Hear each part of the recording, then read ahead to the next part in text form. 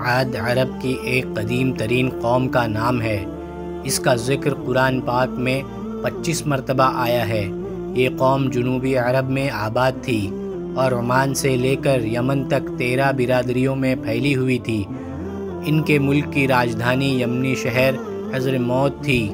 اس کا زمانہ حضرت نوح علیہ السلام کے تقریباً 400 سال بعد اور حضرت عیسیٰ علیہ السلام کے تقریباً 2000 سال پہلے کا ہے۔